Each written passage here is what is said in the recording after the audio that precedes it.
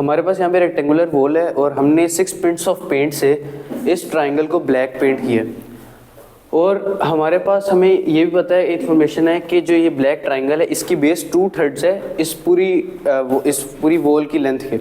और हमने बताना है कि जो बाकी रेक्टेंगुलर वॉल के जो बाकी हैं जो नहीं कलर हुए हुए उसको हमें कलर करने के लिए कितने पिंट्स ऑफ पेंट चाहिए होंगे। तो यहाँ पे हमने रिलेशन निकालना है पिंट्स ऑफ पेंट का ट्राइंगल के एरियाज़ के साथ, क्योंकि जितना ट्राइंगल का एरिया होगा उतने ज़्यादा पिंट्स ऑफ पेंट यूज़ होंगे उसको पेंट करने के अंदर। तो हम इस ट्राइंगल के एरियाज़ को फाइंड करने के लिए हम वेरिएबल्स का यूज़ करेंगे। तो हम इस हाइट को ट्राइंगल को कहते हैं y। अब हमें पता है कि 2/3 है इसकी बेस ट्राइंगल की पूरी लेंथ के, तो हम उसके लिए वेरिएबल्स को कुछ इस तरह इस्तेमाल करेंगे। अगर मैं इस लेंथ को मैं x कहूँ तो हमें ये पता है कि टोटल लेंथ का ये पार्ट 2/3 है, तो इसका रिलेशन इस x के साथ ये इसका ट्वाइस है। तो इसका मतलब जो बेस है हमारी इस ट्राइंगल की वो 2x होगी। तो अगर ये y है तो यहाँ पे भी y होगा। यूँ हम इस ब्लैक ट्राइंगल का एरिया फाइंड कर सकते हैं। इस ब्लैक ट्राइंगल का एरिया आएगा 1/2 टाइम्स 2x टाइम्स y, तो ये इक्वल होगा xy के। अब हमें पता चल गया कि xy इसका एरिया और हमें 6 पिंट्स ऑफ पेंट चाहिए। अब इसका हम रिलेशन निकालेंगे बाकी दो ट्राइंगल्स के एरियाज के साथ। तो हमारे पास जो स्मॉलर जो ट्राइंगल है जो बचा हुआ है जो अभी पेंट नहीं हुआ हुआ, उसका एरिया कैलकुलेट करें तो वो आएगा 1/2 टाइम्स x टाइम्स y, तो आ गया 1/2 xy।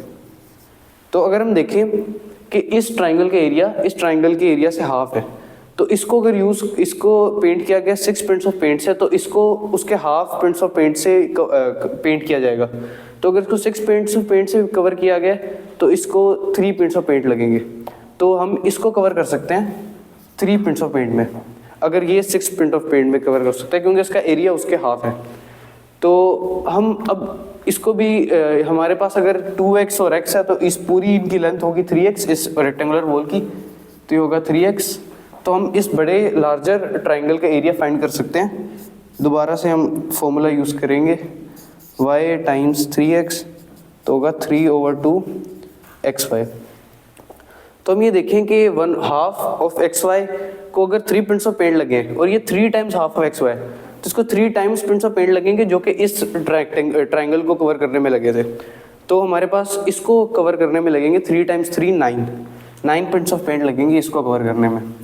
तो हमें in total 9 + 3 12 pints of paint लगेंगे इन दोनों जो ट्राइंगल्स जो हमारे पास अभी पेंट नहीं हुए उनको कवर करने में।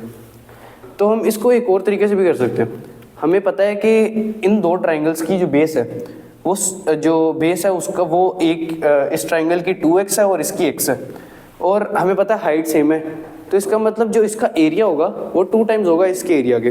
तो हम उसे डायरेक्टली कह सकते हैं, इस तमाम तरह अलजेब्रा को करने के बजाय हम उसी से कह सकते हैं कि अगर इसका एरिया 6 है, इसके अंदर इसका एरिया इससे डबल है, जो छोटा ट्राइंगल है उससे डबल है, और इसको 6 पिंट्स ऑफ पेंट यूज़ किए गए, तो इसके अंदर हमें half pints of paint use किए जाएंगे। तो हम इसे से कह सकते हैं 6 है अगर इसके अंदर यूज़ किए तो इसमें 3 यूज़ किए जाएंगे।